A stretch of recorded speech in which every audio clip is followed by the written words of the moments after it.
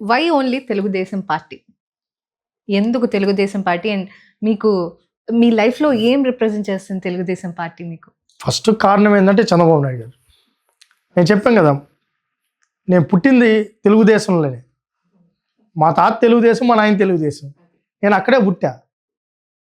కాకపోతే ఒకటి ఏంటంటే, నేను అక్కడ మా నాయన అక్కడ ఉన్నాడు, మా తాత అక్కడ ఉన్నాడు, నేను ఉండాలనేది ఏం రూల్ ఏలా. చాలామంది ఉన్నారు, ఒకే ఇంట్లో ఇద్దరు ముగ్గురు ఒక్కొక్కరు ఉన్నారు. కానీ బెస్ట్ లీడర్షిప్. మీకు ఒక ఉదాహరణ చెప్తా చంద్రబాబు నాయుడు గారి గురించి. సమైక్యాంధ్ర ఉద్యమం జరుగుతుంది. నేను యూనివర్సిటీలో కో కన్వీనర్గా ఉన్నాను. ఢిల్లీలో ధర్నా చేశాం. నార్త్ బ్లాక్ చిదంబరం గారు హోమ్ మినిస్టర్గా ఉన్నారు. ఎత్తేసారు. ఇక్కడ మామూలు మన పోలీసులు కాదు, మంచి లాఠీలు, పెద్ద లాఠీలు, మంచి బాగా వేస్తారు, గట్టిగా వేస్తారు. వేసి లోపల వేసినారు. దెబ్బకు రెండో దెబ్బకే బస్ ఎక్కారు. తీసుకుపోయి స్టేషన్లో పెట్టారు. మేము ఒక మ్యాట్ వేశారు. మేమందరం కూర్చున్నప్పుడు ఎర్రవ నాయుడు గారు, మైసూరారెడ్డి గారు, వీళ్ళందరూ కూడా లీడర్స్ ఉన్నారు. పయ్యావుల కేసులు గారు, దుల్ప నరేంద్ర గారు అందరూ కూడా అక్కడ కూర్చున్నారు, మమ్మల్ని పరామర్శించారు. మా వెనకాల ఇంకొక టీము అరెస్ట్ అయ్యి వచ్చింది, స్టూడెంట్ లీడర్స్. చంద్రబాబు నాయుడు గారు యొక్క నేను చెప్తే అది వేరే విధంగా అవుతుంది. ఎందుకంటే ఆడే పుట్టాం, ఆడే పెరిగాం, మా లీడర్ గొప్పోడు, మా లీడర్ గొప్పోడు అని కాదు. మీకు ఎందుకు అనేది మీకు ఉదాహరణ. అయిన తర్వాత ఆ అమ్మాయి నాతో అడిగింది, మాట్లాడింది, ఎక్కడి నుంచి వచ్చారు? కాసాయి ఆంధ్ర. ప్రాబ్లం ఏంటండి? బైఫర్గేషన్, స్టేట్ బైఫర్, తెలంగాణ ఆంధ్ర ఇష్యూ.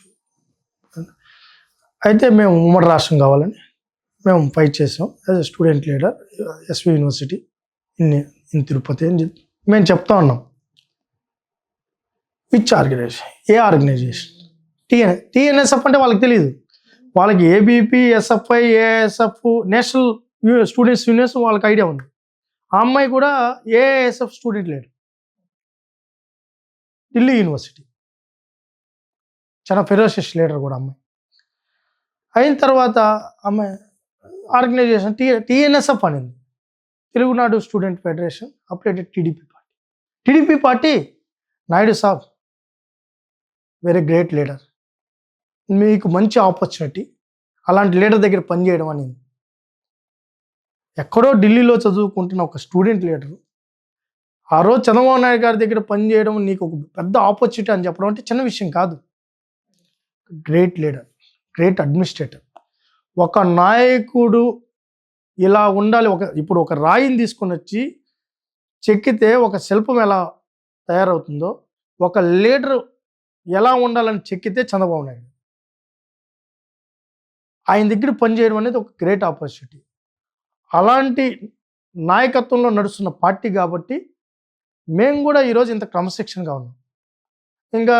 ఇంకొక ఆయన ఉన్నాడు ఆ పక్క, రప్పరప్పలు, తలకాయలు వేసేస్తాం, మెడకాయ కొరికేస్తాం, కోడులు కోసేస్తాం, రక్తాలు చిందిస్తాం.